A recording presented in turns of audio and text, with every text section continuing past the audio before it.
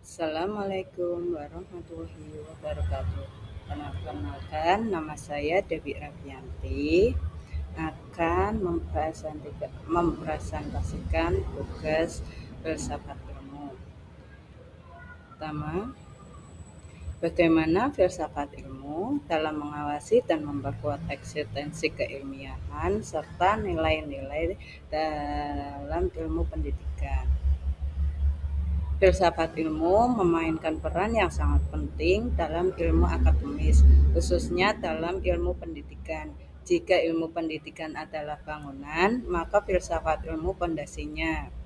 Filsafat ilmu mengawasi dan memperkuat keilmiahan serta nilai-nilai pendidikan melalui 3 pilar utama, yaitu yang pertama, ontologi hakikat pendidikan, di mana menjawab pertanyaan apa objek dari ilmu pendidikan. Filsafat ilmu memastikan bahwa pendidikan berfokus pada pengembangan manusia seutuhnya, yaitu aspek kognitif, afektif, dan psikomotorik, bukan sekadar proses mekanisme untuk mencetak tenaga kerja. Yang kedua, epistemologi, metode dan keabsahan, menilai bagaimana pengetahuan pendidikan diperoleh. Pilar ini mengawasi metode penelitian dan kurikulum, memastikan bahwa teori pembelajaran yang diterapkan valid, logis, dan objektif, serta tahan terhadap bias atau asumsi yang keliru.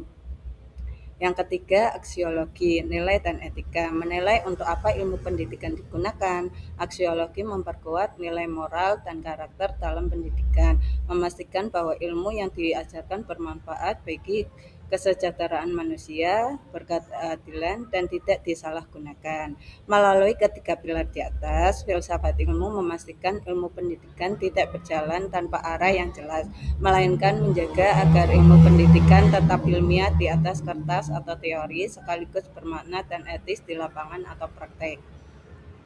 Bagaimana pendidikan yang bermakna dan bernilai turut memperkuat pengembangan filsafat ilmu. Pendidikan yang bermakna dan bernilai memperkuat filsafat ilmu dengan menjadikan teori-teori sebagai landasan aksiologis atau etika dan epistemologis cara pandang dalam praktek nyata. Poin-poin bagaimana pendidikan bermakna memperkuat filsafat ilmu, yaitu 1. Penerapan teori dalam praktek. Yang kedua, penguatan aspek etika atau aksiologi. Yang ketiga, pengembangan berpikir kritis dan reflektif. Yang keempat, landasan filosofis dalam kurikulum. Mengapa filsafat ilmu dapat disebut sebagai bisa analisis, ontologi, epistemologi, dan aksiologi dalam membedah persoalan pendidikan?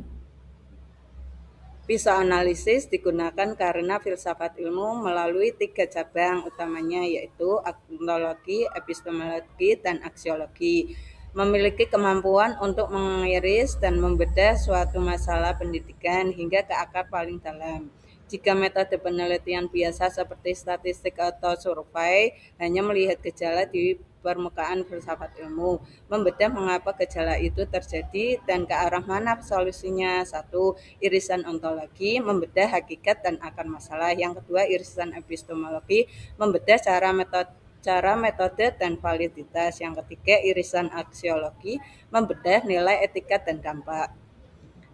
Contoh konkret penerapan filsafat ilmu dalam praktek pendidikan, yaitu contoh dalam proses pembelajaran di kelas. Metode pembelajaran berbasis inquiry epistemologi menerapkan cabang ilmu epistemologi untuk mendorong siswa berpikir kritis, reflektif, dan memahami cara kerja pengetahuan.